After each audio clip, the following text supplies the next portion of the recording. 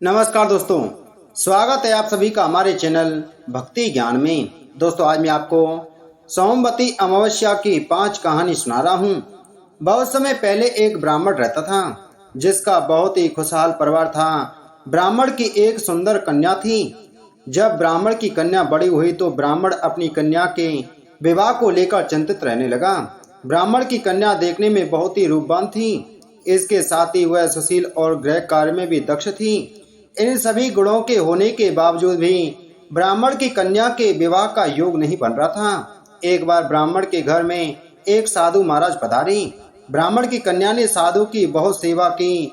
ब्राह्मण की कन्या से साधु महाराज बहुत प्रसन्न हुए और उन्होंने ब्राह्मण की कन्या को लंबी उम्र का आशीर्वाद दिया।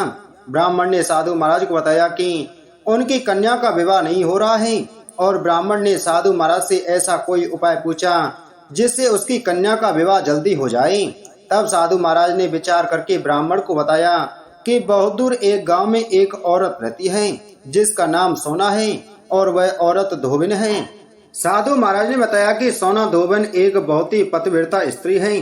अगर तुम अपनी कन्या का विवाह जल्दी करना चाहते हो तो अपनी बेटी को उसकी सेवा के लिए उसके पास भेजो। जब वह औरत तुम्हारी कन्या को अपनी मांग का सिंदूर लगाएगी तो तुम्हारी बेटी का विवाह जल्दी हो जाएगा। साधु महाराज की आज्ञा मानकर ब्राह्मण ने अपनी कन्या को दूसरे गांव सोना धोबिन के पास भेज दिया। धोबिन अपने घर में अपने बेटे और बहू के साथ रहती थी। ब्राह्मण की बेटी सुबह जल्दी सोकर उठ जाती थी और सोना धोबिन के घर के सारे काम करती थी। 2-3 दिनों तक सभी कुछ ठीक चलता रहा। जब धोबिन ने देखा कि उसकी बहू प्रातः काल जल्दी उठकर सारे काम निपटाकर फिर से सो जाती है, तब उसने अपनी बहू से काम के विषय में पूछा। तब धोबिन की बहू ने बताया कि उसे लगता है कि यह सारे काम आप करती हैं। तब धोबिन ने विचार किया कि अगली सुबह जल्दी उठकर छुपकर देखें कि घर के सारे काम कौन करता है। अगले दिन जब धोबिन सुबह जल्दी उठकर छुपकर देखने लगी कि घर के सारे काम कौन करता है, तब उसने देखा कि ब्राह्मण की बेटी ने आकर उसके घर के सभी काम किए। तब ब्राह्मण की बेटी को धोबिन ने पकड़कर पूछा। तब ब्राह्मण की कन्या ने अपनी सारी कहानी सोना धोबिन को सुनाई।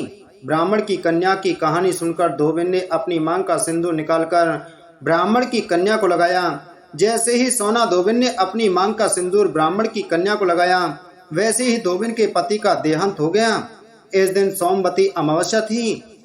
अपने पति की मृत्यु से धोबिन दुखी होकर दौड़ते दौड़ते पीपल के पेड़ के पास गई। उस दिन पीपल के पेड़ की परिक्रमा करने के लिए धोबिन के पास कोई सामग्री नहीं थी। तब सोना धोबिन ने ईंट के टुकड़ों से पीपल की 108 बार प्रदक्षिणा की। प्रदक्षिणा करने के बाद धोबिन के पति के प्राण वापस आ गए।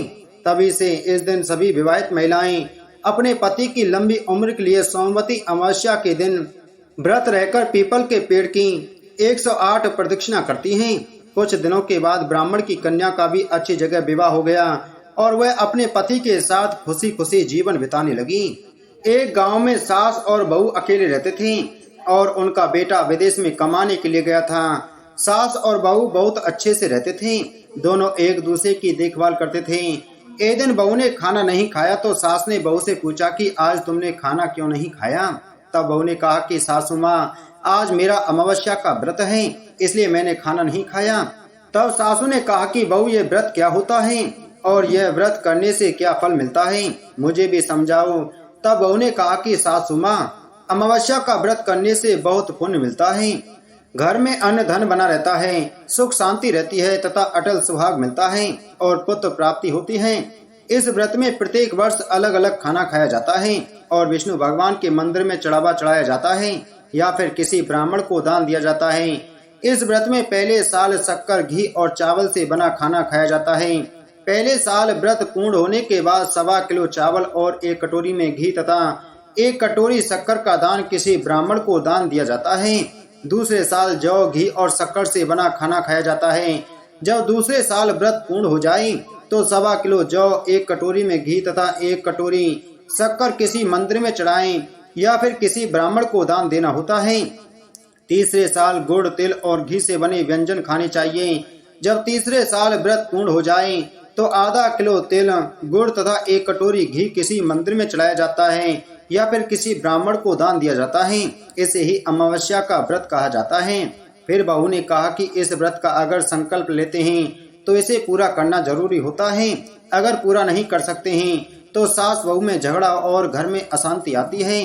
तब सासू ने कहा कि मेरी तो उम्र हो गई है, लेकिन तुम यह व्रत करो। और बहू यह व्रत का आरंभ करती है। लेकिन एक दिन बहू ने किसी के कहने पर गेहूं से बनी रोटी खा ली और अमावस्या माता इस बात से नाराज हो गईं। जो सास और बहू बहुत ही प्यार से रहती थीं, इन दोनों में झगड़े होने लगे। सभी गांव वाले भी हैरान हो गए कि यह सब क्या हो रहा है। सास अपनी बहू को कहने लगी कि तुम जब से हमारे घर में बहू बन के आई हो तब से हमारे घर की लक्ष्मी चली गई है, तुम हमारे लिए शुभ नहीं हो। तब बहू ने कहा कि आपके घर की लक्ष्मी चली गई है तो कहाँ मिलेगी, मुझे बताओ, मैं लक्ष्मी को लेकर आऊंगी। तब सासू ने कहा कि लक्ष्मी तुमको समुद्र के बीच में भगवान विष्णु के पैर दबाते हुए मिलेंगी। तब बहू यह कहकर चली जाती है कि अब जब तक मैं लक्ष्मी को लेकर नहीं आऊंगी तब तक इस घर में पैर नहीं रखूंगी। इतना कहकर बहू लक्ष्मी की खोज में निकल जाती है। जब बहू लक्ष्मी को खोजने के लिए निकलती है तब उसे बीच रास्ते में एक गाय माता मिलती है। वह बहू से पूछती है कि आप कहाँ जा रही हैं। तब बहू ने कहा कि हे गाय माता, मेरी सासू मुझे कहती है कि मेरे आने से उनके घर में अन्न धन की कमी हो गई है और उनके घर की लक्ष्मी चली गई है, तो मैं लक्ष्मी को लेने जा रही हूँ। तब गाय माता ने कहा कि हे बेटी, अगर तुम जा रही हो तो भगवान से मेरे बारे में भी पूछ लेना। तब बहू बोलती है कि ठीक है गाय माता, बताओ मैं आपके बारे में क्या पूछ लूंगी। तब गाय माता बोलती है कि मेरा जब भी बछड़ा होता है वह मर जाता है, जिंदा नहीं रहता। तुम भगवान से पूछ लेना कि मेरे साथ ऐसा क्यों हो रहा है, मैंने ऐसे कौन से कर्म किए हैं। तब बहू बोली, गाय माता, मैं आपके बारे में जरूर पूछ लूंगी। यह कहकर बहू आगे बढ़ती है। अब आगे जाते ही बहू को एक घोड़ी मिलती है जिसके गले में घंटी बंधी हुई होती है। घोड़ी ने भी कहा कि बेटी तुम मेरे दुख का निवारण भी भगवान से पूछ लेना। तब बहू ने कहा जरूर पूछ लूंगी। यह कहकर बहू आगे बढ़ती है। आगे जाते ही बहू को एक अंधा और बहरा बुजुर्ग मिलता है। वह भी बहू से अपनी समस्या भगवान से पूछने के लिए कहता है। तब बहू उसकी समस्या भी भगवान से पूछने का कहकर आगे बढ़ती है। आगे जाते ही बहू को एक बूढ़ी औरत मिलती है जो हाथ और पैर से अपाहिज होती है। वह भी बहू से अपनी समस्या भगवान को पूछने के लिए कहती है। तब बहू उसकी समस्या को भी पूछने के लिए तैयार हो जाती है और आगे बढ़ती है। आगे जाते ही बहू थक जाती है और एक आम के पेड़ के नीचे बैठ जाती है। तब आम का पेड़ खुश होकर बहू से पूछता है कि बेटी तुम कहाँ से आई हो और कहाँ जा रही हो। तो तब बहू बताती है वह लक्ष्मी को लेने जा रही है। तब पेड़ भी अपनी समस्या भगवान को पूछने के लिए कहता है कि मेरे पेड़ पर लगे आम खट्टे ही क्यों होते हैं, इस बारे में भगवान को जरूर पूछना। तब बहू उसकी समस्या लेकर आगे बढ़ती है। आगे जाते ही बहू को एक तलाई मिलती है। वह भी बहू को बताती है कि तुम भगवान से पूछना कि मेरी तलाई का पानी इतना मैला क्यों है, कोई भी इसे नहीं पीता है। तब बहू कहती है जरूर पूछ लूंगी और कहकर आगे बढ़ती है। बहुत दिन जंगल में चलते चलते बहू थक जाती है। उसे भूख भी लगी होती है, लेकिन खाने को नहीं मिलने से वह थक जाती है और जंगल में बेहोश हो जाती है। उसी समय भगवान विष्णु और माता लक्ष्मी वहां विचरण करते हुए आते हैं। तब माता लक्ष्मी विष्णु जी से कहती हैं कि हे नाथ, यह आपकी बहुत बड़ी भक्त हैं, आप इसके दुखों का निवारण करो।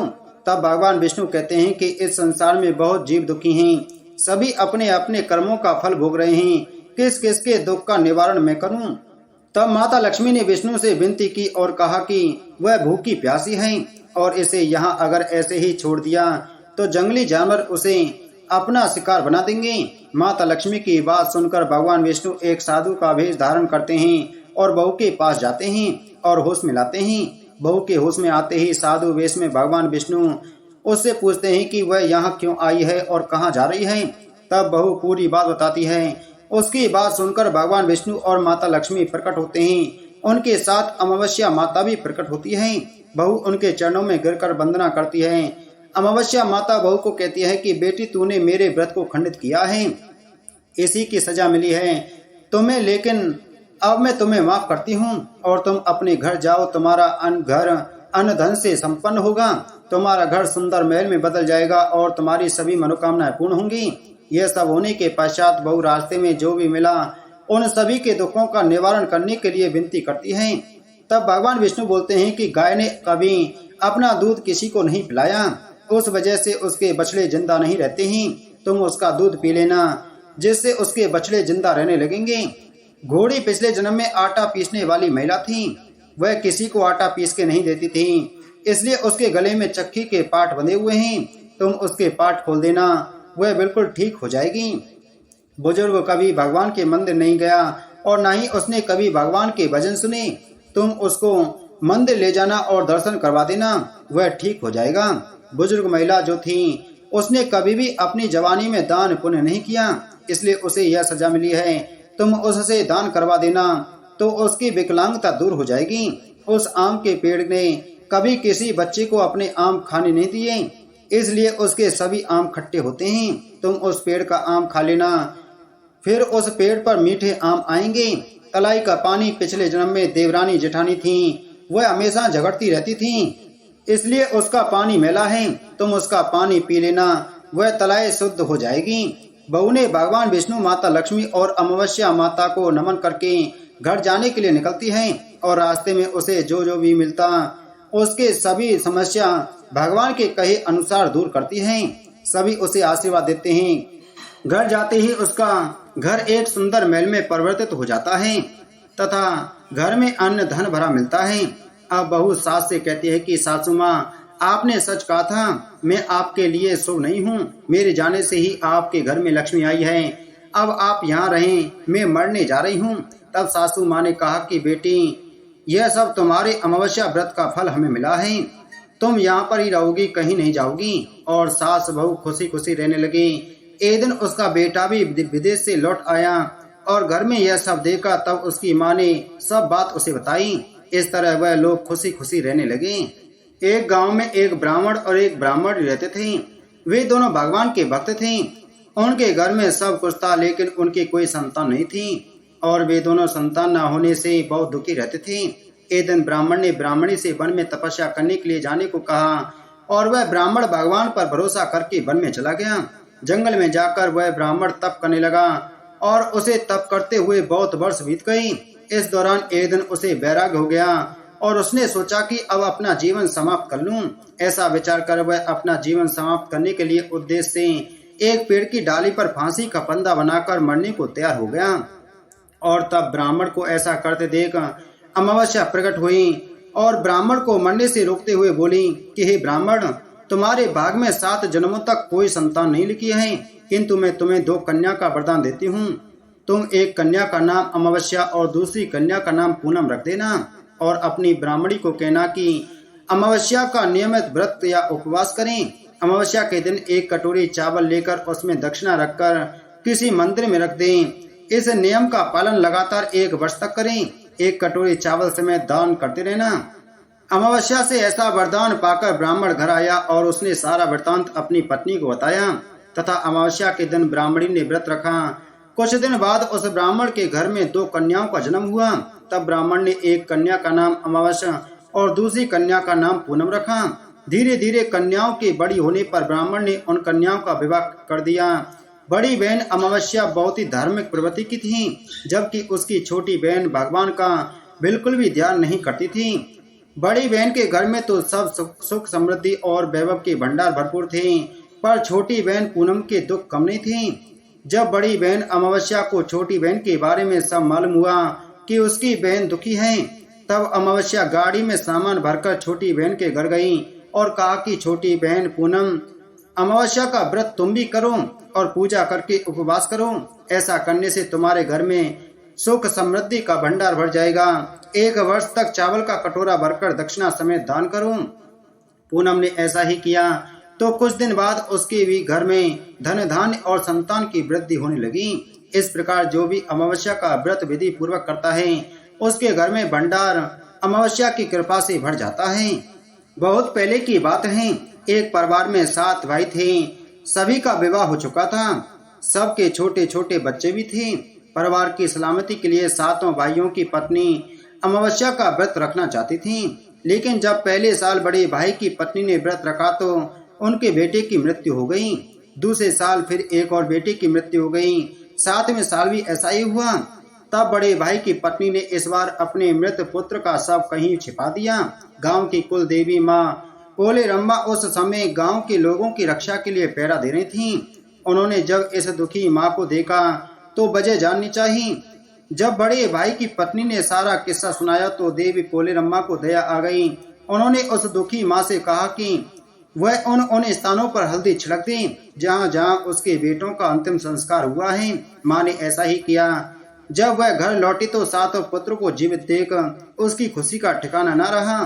तभी से उस गांव की हर माँ अपने बच्चों की लंबी आयु की कामना के लिए अमावस्या का व्रत रखने लगी। यह व्रत उन सभी महिलाओं को करना चाहिए जिनके संतान हों।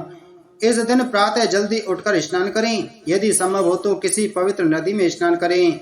स्नान के बाद सूर्य भगवान को जल अर्पण करें, क्योंकि अमावस्या को पितरों का दिन कहा जाता है। इसलिए इस दिन पिंड दान और तर्पण भी करें। इसके पश्चात पूजन हेतु आटे से देवियों की 64 प्रतिमा या पिंड बनावें। इन सभी 64 प्रतिमाओं को एक साथ एक पाटे पर रखें। भगवान को भोग लगाने के लिए आटे से बनने वाले व्यंजन बनाएं। संध्या समय विधि विधान से देवी की पूजा करें। पूजन के समय देवी की प्रतिमा को सुहाग का सामान चढ़ाएं। पूजन के पश्चात ब्राह्मणों को भोजन करा के स्वयं भोजन करें। एक बार अछोदा ने 1000 वर्ष तक तपस्या की, जिससे प्रसन्न होकर देवताओं ने पितृगण अग्निस्मांत और बहिर्षपद अपने अन्य पितृगण अमावस्या के साथ अछोदा को वरदान देने के लिए अमावस्या के दिन उपस्थित हुए। उन्होंने अछोदा से कहा कि हे पुत्री, हम सभी तुम्हारी तपस्या से अति प्रसन्न हैं, इसलिए जो चाहो वह वर मांग लो। लेकिन अछोदा ने अपने पितरों की तरफ ध्यान नहीं दिया और वह अति तेजस्वी पितृ अमावस्या को अपलक निहारती रही। पितरों के बार बार कहने पर उसने कहा, हे भगवान, क्या आप मुझे सचमुच वरदान देना चाहते हैं? इस पर तेजस्वी पितृ अमावस्या ने कहा, हे अछोदा, वरदान पर तुम्हारा अधिकार है, इसलिए निसंकोच कहो। अछोदा ने कहा, यदि भगवान आप मुझे वरदान देना ही चाहते हैं तो मैं तत्क्षण आपके साथ रमण कर आनंद लेना चाहती हूँ। अछोदा के इस तरह कहे जाने पर सभी पितृ क्रोधित हो गए। उन्होंने अछोदा को श्राप दिया कि वह पितृलोक से पतित होकर पृथ्वी लोक पर जाएगी। पितरों के इस तरह श्राप दिए जाने पर अछोदा पितरों के पैरों में गिरकर रोने लगी। इस पर पितरों को दया आ गई। उन्होंने कहा कि अछोदा, तुम पतित योनि में श्राप मिलने के कारण मृत्य कन्या के रूप में जन्म लेगी। पितरों ने आगे कहा कि भगवान ब्रह्मा के वंशज महर्षि पराशर तुम्हें पति के रूप में प्राप्त होंगे। तुम्हारे गर्भ से भगवान व्यास जन्म लेंगे। उसके उपरांत भी अन्य दिव्य वंशों में जन्म लेते हुए तुम श्राप मुक्त होकर पुनः पृथ्वीलोक में वापस आ जाओगी। पितरों के इस तरह कहे जाने पर अछोदा शांत हुई। अमावस्या के ब्रह्मचर्य और धैर्य की सभी पितरों ने सराहना की एवं वरदान दिया कि यह अमावस्या की तिथि अमावस्या के नाम से जानी जाएगी। जो प्राणी किसी भी दिन श्राद्ध न कर पाए वह केवल अमावस्या के दिन श्राद्ध तर्पण करके सभी बीते 14 दिनों का पुण्य प्राप्त करते हुए अपने पितरों को तृप्त कर सकते हैं। उसी पाप के प्रायश्चित हेतु कालांतर में यही अछोदा महर्षि पराशर की पत्नी एवं वेदव्यास की माता सत्यवती बनी थी। तत्पश्चात समुद्र के अंशभूत शांतनु की पत्नी हुई और 2 पुत्र चित्रांगद तथा विचित्र वीर को जन्म दिया था। इन्हीं के नाम से कलयुग में अष्टका श्राद्ध मनाया जाता है। बोलो अमावस्या माता की जय। बोलो शिव शंकर भगवान की जय। बोलो विष्णु भगवान की जय।